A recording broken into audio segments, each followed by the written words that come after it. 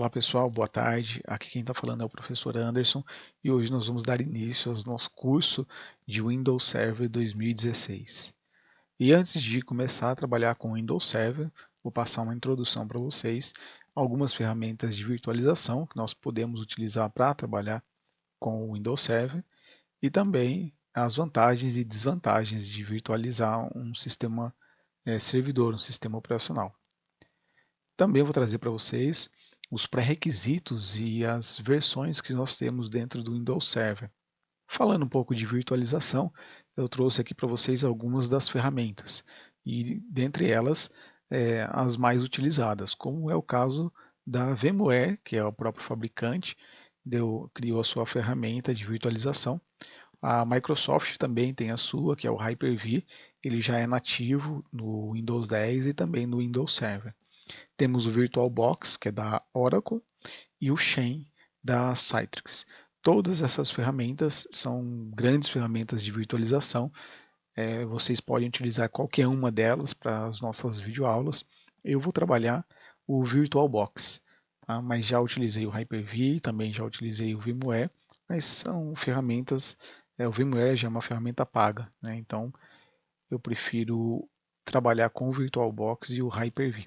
Falando um pouquinho das vantagens da virtualização, nós temos o gerenciamento centralizado de recursos, temos um melhor aproveitamento de hardware, uma vez que antigamente, quando nós não virtualizávamos os sistemas operacionais, os nossos servidores, nós tínhamos um recurso na máquina. Para essa máquina, para esse hardware, nós trabalhávamos, por exemplo, um gerenciador de backup ou um gerenciador de domínio.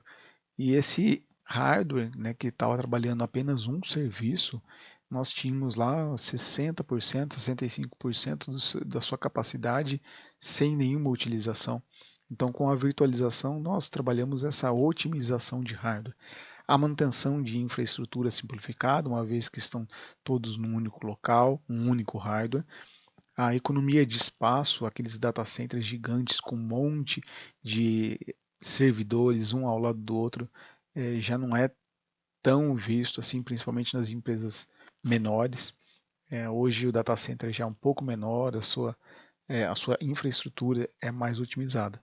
Redução de gastos com refrigeração, menos equipamentos dentro do data center, menos aquecimento, menor a refrigeração também, maior é a economia com energia. E por último ali a facilidade para instalação, para instalar, migrar e remover soluções.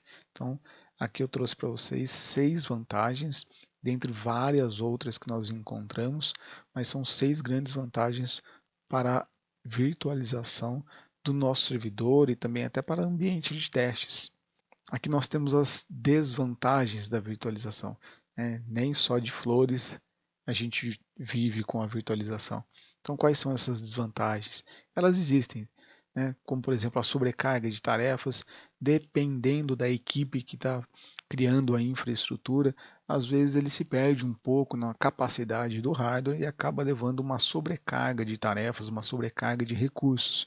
E isso gera um problema, uma vez que ele está todo o sistema estão todos eles dentro de uma única máquina, você fica refém daquele hardware, fica refém daquele equipamento. E se descuidar com isso é um perigo. A segurança também é um fator aí que a gente precisa se preocupar. Todos os serviços no único local, a segurança ela tem que ser muito maior também. A dependência, né, de um único hardware, assim como a segurança. Imagina que você tenha um problema com o seu HD, um problema com a placa-mãe, um problema, enfim, com aquele seu equipamento. Ele gera um desgaste porque ele usa muito mais, né? Você usa muito mais o equipamento, então você tem um desgaste muito maior. Se você tem um desgaste, a dependência daquele equipamento, que é o único, né, onde tudo está virtualizado, ele também é muito grande. E com isso gera a quarta desvantagem, que são os gastos. A sobrecarga e a grande utilização daquele equipamento gera um desgaste maior. Gerou um desgaste maior, consequentemente você vai precisar fazer mais manutenção, mais rápido vai ser a troca do seu equipamento. Aqui eu trouxe uma visão geral das distribuições do Windows Server. Então, o Windows Server ele é destinado, como o próprio nome diz, para servidores. Ele não é para equipamento client. Claro que os equipamentos que nós temos hoje em dia, com o processador i7, 16 GB de memória, você consegue instalar um sistema servidor nessas máquinas, é possível. Existem empresas pequenas que trabalham com máquinas clientes, né, e um sistema servidor. Mas o sistema ele foi criado, ele foi desenvolvido para servidores. Então existe um hardware específico para você poder utilizar com esse sistema operacional.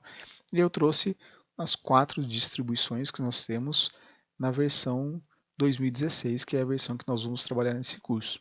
Nós temos a distribuição Nano Server, que é uma versão otimizada para uso em nuvem privada, utilizando o mínimo de recursos para suportar esses serviços. Temos também a versão Data Center, que é para uso de data centers com ambiente de grande virtualização e um ambiente de nuvem, ou seja, para grandes empresas, para grandes solicitações de recursos, a gente utiliza a versão Data Center. Temos a Standard, que é focada em um ambiente de baixa densidade e sem virtualização. Essa é a versão mais popular e é a versão que a gente vai trabalhar nesse curso. E temos a versão Essentials. A versão Essentials é a mais simples de todas elas. Ela trabalha com soluções pré-configuradas e ela é indicada para empresas de pequeno porte, com até 25 usuários ou 50 dispositivos. Vejam que aqui eu coloquei 50 dispositivos, não coloquei 50 computadores, não coloquei 50 notebooks. Por que 50 dispositivos? Porque impressora é um dispositivo, tablet é um dispositivo, smartphone é um dispositivo e cada um desses dispositivos conectados fazem a soma da sua infraestrutura. Então eu posso ter lá 10 computadores, com 10 tablets eu já tenho 20 dispositivos na minha rede. E os requisitos para a instalação de Windows Server. Eu trouxe aqui para vocês os requisitos mínimos e o recomendado. Essas informações elas estão no site oficial da Microsoft, vocês podem ir até lá e conferir, mas são esses daqui. Processador, requisito mínimo, 1,4 GHz de 64 bits. Memória RAM, 2 GB para a experiência desktop. Se você for trabalhar através de linhas de comando com o PowerShell, ele precisa apenas de 512 megas de memória. Armazenamento 32 GB, também na experiência desktop. Se for através de linhas de comando no server core, ele não exige 32 GB mínimo, ele precisa de 4 GB no mínimo. E o adaptador de rede é um adaptador Ethernet 10/100. Vejam que esses requisitos que eu acabei de citar para vocês são os nossos requisitos mínimos, tá?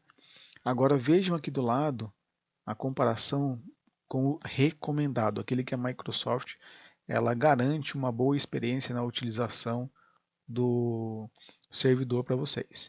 O recomendado é um processador de 3,1 GHz. Então vejam que saiu de 1.4 para 3,1. Memória RAM de 2 GB, nós temos agora 16 GB. Armazenamento de 32, nós partimos para 160 GB com uma partição de sistemas de 60 GB. Ele recomenda, melhor, que você tenha uma partição de 60 GB para o sistema. E o adaptador de rede, ele pede que você trabalhe lá com uma plaquinha Ethernet 10/100/1000, gigabit ou gigalam, tá certo?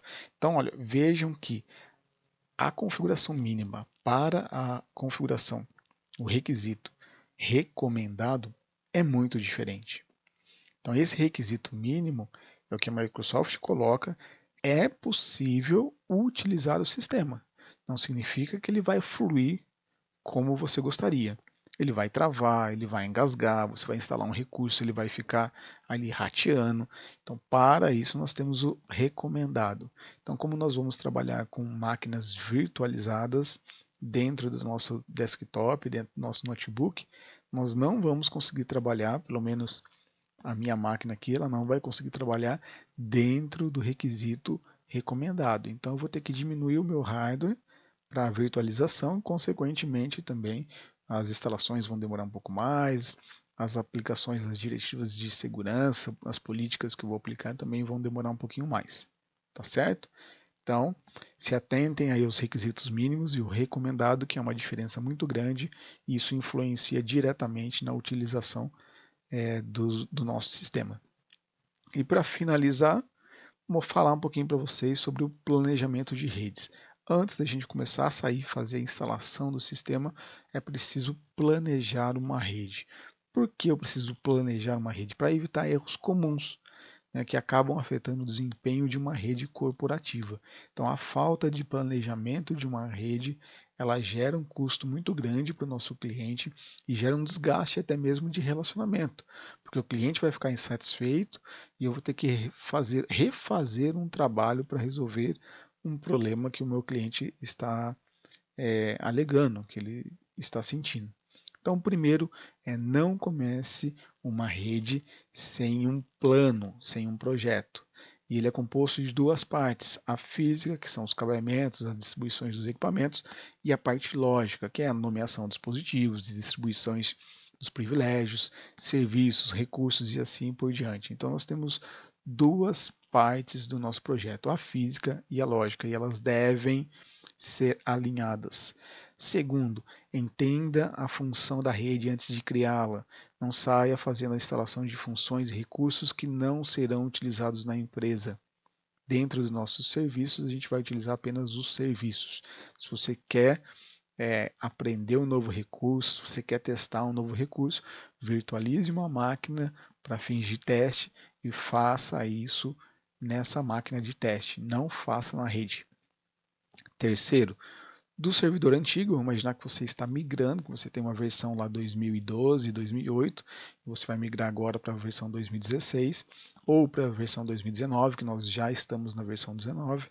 Então, do servidor antigo, aproveite o que? Somente aquilo que é necessário. O que não é necessário, vocês excluam, né? Removam da rede de vocês. E o quarto, use e abuse da virtualização antes de partir para a instalação definitiva. Então, quando se é inexperiente ou quando não se conhece a ferramenta, instalação de redes, sistemas operacionais, o recomendado é fazer o quê? Simulações. E para isso nós temos todas essas ferramentas que eu acabei de mostrar para vocês. VirtualBox, temos o Hyper-V, VMware, o Xen, dentre várias outras ferramentas para virtualização. Tá certo? Então eu trouxe aqui para a primeira aula uma breve introdução do Windows Server, as ferramentas que a gente vai trabalhar.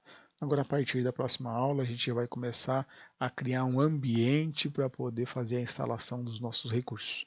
Tá joia? Espero que vocês tenham gostado. Se tiver alguma dúvida, perguntem, deixem o comentário aqui embaixo. Até a próxima videoaula. Tchau.